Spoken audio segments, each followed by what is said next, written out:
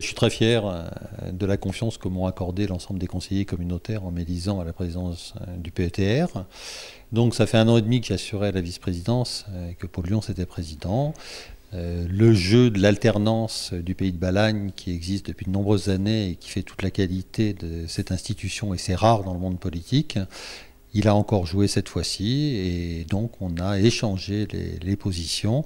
Ça veut dire que la communauté de communes de Calvi, que je représente, prend la direction du PETR, tandis que la communauté de communes d'Île-Rousse va prendre à la fois la vice-présidence du PETR et également la présidence du GAL de Balagne. Quelles vont être les grandes lignes de votre mandature ?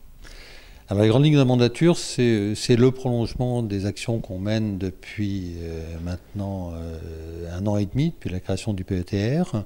Ça veut dire que c'est à la fois la mise en œuvre des mesures qui ont été décidées dans le cadre des territoires à l'énergie positive pour la croissance verte, d'une part. D'autre part, les mesures qui sont prévues dans le cadre du contrat de ruralité.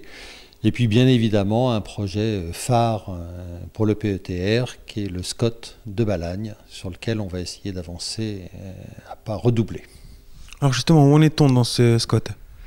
Alors dans ce SCOT, en fait, on a bien avancé, c'est-à-dire qu'on a pour l'instant fait l'état des lieux.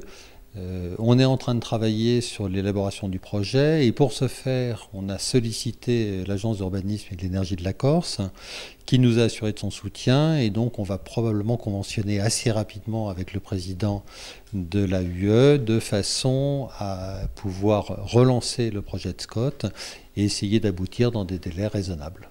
Qu'est-ce qu'on peut retenir donc de ce mandat qui s'achève ? Bien, tout d'abord, vous savez que c'est issu de l'alternance qui était prévue, donc qui était convenue lors de l'élection, donc de faire une alternance entre les 2 communautés de communes. Donc le bilan, je pense que ça a été un bilan assez intéressant pour la Balagne, puisque on a mis en place en fait le contrat de ruralité, donc qui était quand même un des axes forts, une motivation essentielle de la création du PETR, donc en 2016. Donc je pense que tous les axes vont être poursuivis, avec notamment ce qui était déjà en cours au niveau du syndicat mixte, notamment le SCOT, qui va être je pense, un des moments forts de cette mandature qui vient. On peut parler donc de continuité.